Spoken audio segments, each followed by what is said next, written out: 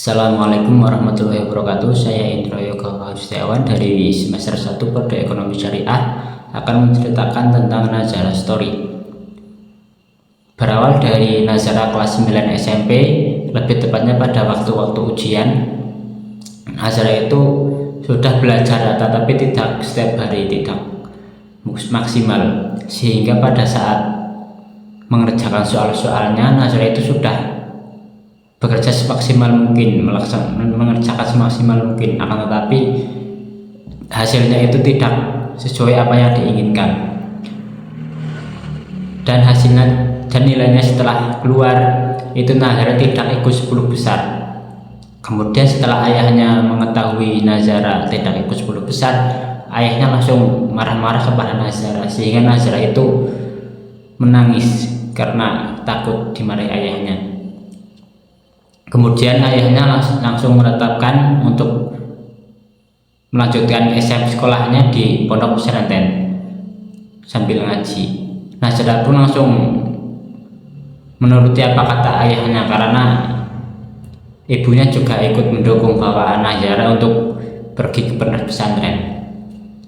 Pada saat Nazarah berangkat pesantren, Nazarah itu tidak mau berpamitan dengan ayahnya karena Nazarah masih menyimpan rasa kekecewaan kepada ayahnya karena dia telah dipondokkan. Seiring berjalannya waktu pun tak terasa sudah 1 tahun. Kemudian Nazarah itu tidak pulang ke rumah pada saat liburan karena ia tidak mau ketemu dengan ayahnya. Nazarah pun pulang ke rumah temannya, yang teman akrabnya. Singkat cerita, pada saat mau ulangan tengah semester kelas 11, Nazarah pun disambangi oleh keluarganya. Bukan hanya ayah dan ibunya, tetapi juga pak adenya, budenya, dan lik-liknya. Nazarah pun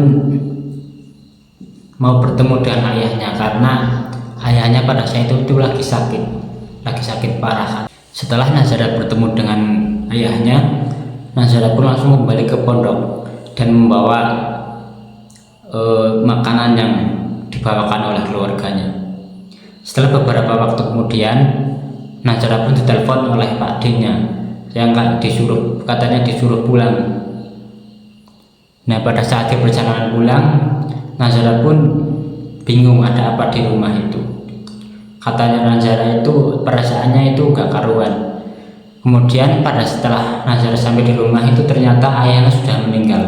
Kemudian Nazarah itu memeluk ayahnya yang sudah tiada itu sambil menangis, sambil berkata, "Maafkan saya ya Allah."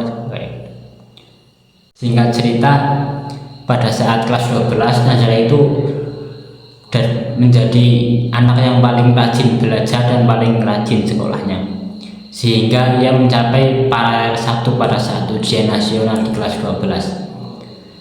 Kemudian ia hanya dengan ibunya itu maju ke panggung sambil menangis membawa piala karena mendapat paralel.